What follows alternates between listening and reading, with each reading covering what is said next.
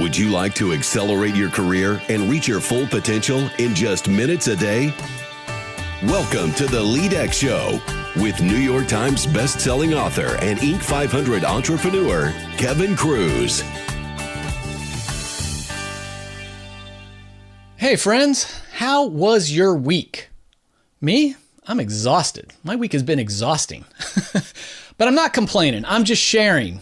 I kind of hate it when people say that. No, I think you just complained. Anyway, I've been working my butt off. All of us over at LEADx have been working our butts off. We just finally launched the app version available for iPhone and iPad, the app version of LEADx. So if you're already a subscriber to the LEADx platform with Coach Amanda, you should have received an email inviting you to download the app. You get it free just because you're already a subscriber. And I'm telling you this now because maybe our email notification got stuck in a spam filter or whatever. But if you're already a subscriber to LEADx, then you've got a free, cool iPhone app. Not only does it have all the stuff from the website and a cool app experience, it's got a new thing called Coach Amanda Teaching Mode, where it's kind of like text messaging your best friend, but your best friend happens to be an executive coach. So a conversational approach to learning about management and training. And hey, big thanks for over 1,000 of you who asked a question of Coach Amanda last week, our AI, our IBM Watson powered chatbot. This is exactly the data we needed to collect to make her smarter. So it was about 6 months ago. She was only matching about 10% of the questions people asked. Last week, over 1,000 new questions came in and she matched about 55% of them. Alexa is matching around 85%, they say. So we've got a ways to go. But with this new batch of questions, Coach Amanda is going to get a whole lot smarter. And my goal is to get her to match 75% of leadership and management questions by the end of the year. So thanks for your help. And if you still want to ask questions, you haven't done it yet, go to leadx.org/Amanda, AMANDA. Let's see, something that caught my eye this week is that in Harvard Business Review, I think it's their top trending article for the month. It's called Why CEOs Devote So Much Time on Hobbies. And they start, apparently the CEO of Goldman Sachs, he's kind of got a side job. He moonlights as a professional DJ. Now, I have no idea if he's any good as a DJ, but it's interesting how many CEOs with, endless schedules, potentially endless schedules, schedule time for hobbies. And the article gets into, why they do it and how they do it. And of course, the researchers are suggesting we all need to prioritize these kind of leisure pursuits. And whether it's as a way to de-stress and unwind, which makes us more resilient at work, whether it's because it expands our network of loose ties, whether it gives us ideas that will help us to innovate back at work. There's a lot of good ideas. And I used to be decent at that. I don't have a lot of hobbies, and I'm spending way too much time single focused on LEADx, but we're just in that startup mode. So I hope to get back to some balance soon. And I also hope you listen to Monday's podcast where I interviewed Nina Baltiera. She created her own one-page leadership user's manual after reading my article about how I did it. It's a one-pager that illustrates her strengths and quirks and best ways to work with her.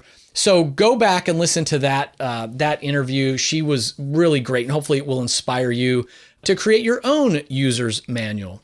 Now, if you believe in the 2 R's of management, managers need to both retain their people, but also get results, then you're going to like this productivity question I answer from Donna.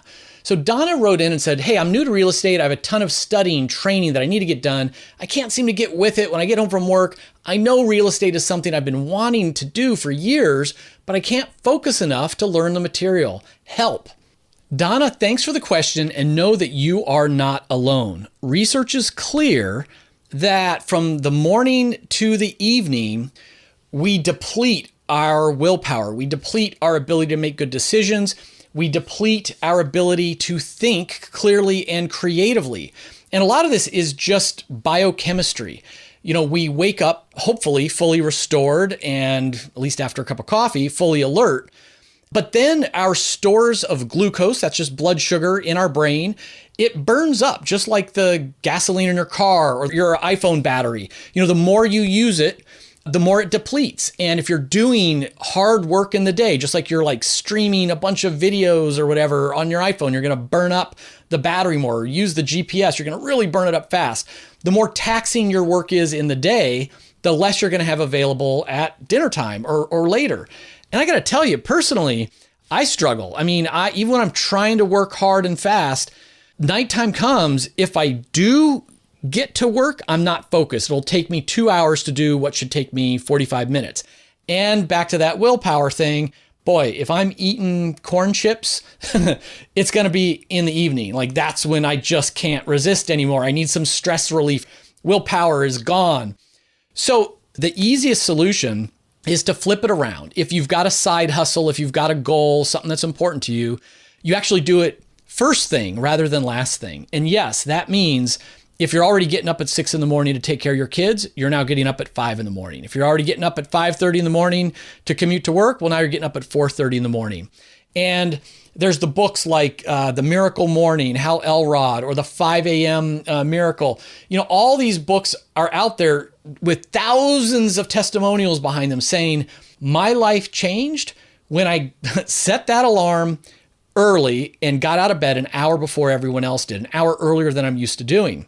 And a little pro tip, you then also want to set a nighttime alarm, because if you're going to bed at 11 and waking up at 6, now you want to get up at 5, you can't keep going to bed at 11. You need to be going to bed at 10. And it's going to feel weird at first, but you'll readjust, fairly quickly. So the best answer is do that stuff first. If for some strange reason you just absolutely can't do it in the morning, then the way you try to do it at night is hydrate, drink lots of water, do cardio, like even 10 minutes of a fast walk around the block gets the blood pumping. You're not going to want to do it. Force yourself to do it.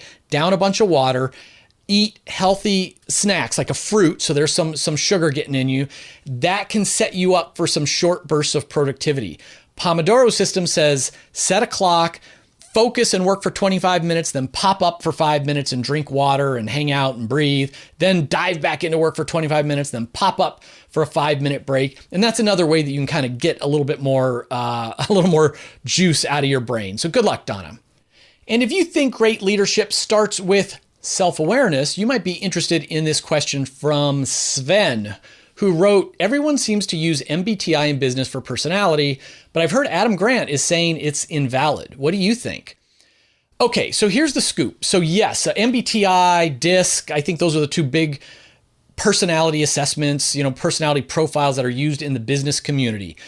Adam Grant, best-selling author, psychologist at Wharton, has been beating the drum for a while now saying, look, those things are bogus.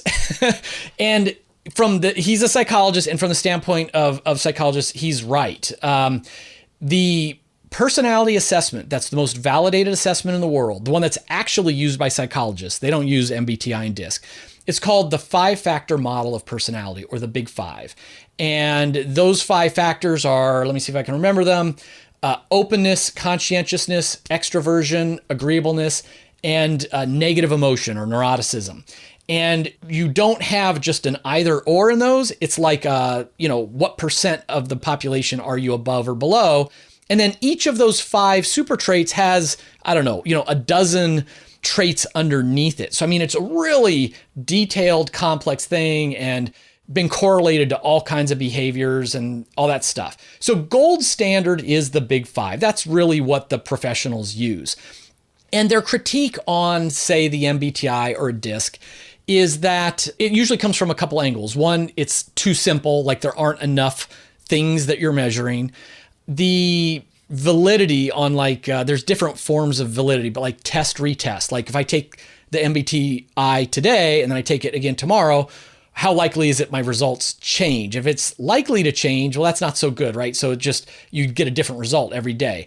So there's certain validity arguments that they'll make. But another core one is just that DISC or MBTI tends to make you an either or. So I'm either, my MBTI I'm an INTJ. So high five to all the INTJs out there. I think we're like 2% of the population. So I'm either an I or an E, an introvert or an extrovert. Well, the reality is most people are not introverts or extroverts. Most people are ambiverts. We're in the middle somewhere. And you don't really know that unless you see your score. So it's like I can score 51% on that MBTI and be labeled an extrovert. You could score 49% just on the other side of the middle line, and you're now an introvert. And yet we're extremely similar in our introversion extroversion profile. So the problem or the attack on MBTI is like, among other things, it's just like, look, we're not binary. And to just put people into these either or buckets is doing them a disservice. So where do I stand on this? So I am a believer in the Big Five model, and at LEADx, we're using IBM Watson technology to give you, our subscribers get a Big Five assessment that you pay hundreds of dollars for. It just comes part of your subscription. And we use those results to drive the artificial intelligence, and we teach you about your personality using Big Five. Having said that, the Big Five is complicated. The MBTI and DISC are simple, and people remember simple things. They use simple things. So is MBTI a simplification of personality types? Yes, it is, but it's much more likely to be used. And so, look, I would rather somebody use an MBTI than nothing, because the most important thing is just being mindful of personality. So if we do the whatever, what kind of 80s sitcom character are you personality quiz, at least we're now having a discussion about what is personality, what is my personality, how's that different than your personality, and now that we understand the differences, how might we communicate more effectively? So whatever tool or game or whatever gets us in that direction, I applaud, I support. If you want to go into validity and all that other stuff, sure, go to the top, go use Big Five. We've chosen to do that. But I think MBTI or DISC, it's better than nothing, and certainly more actionable. Hot topic, and again, I know I'm going to get some mail on this one because there's lots of people certified in MBTI and all that good stuff. And Adam Grant and others have been coming at it kind of hard. But anyway, thanks. That's an interesting question, Sven. And I think all of our opinions on this issue could change over time as we get more data. Hey, I want to remind everyone on this show that every single day, LEADx offers a free video training course. You don't even need to put your email in. Last week, we had how to fire someone the right way, how to develop grit and growth, how to lead for employee engagement, productivity miracles, grammar fundamentals, all this kind of stuff. Every day, it's a different one, and then we pull it off and put a new one up as a taster, as a teaser. Get you addicted to cool video training.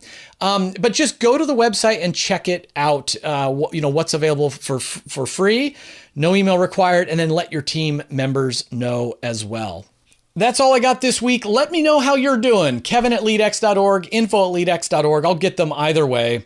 Remember, leadership isn't a choice. You know that leadership is influence. You're influencing your kids whether you want to or not. You're influencing your spouse whether you want to or not. You're influencing your boss. Yep, you are influencing up whether you want to or not. And of course, you're influencing your peers, your direct reports whether you want to or not. You're just either influencing in the right direction or the wrong direction.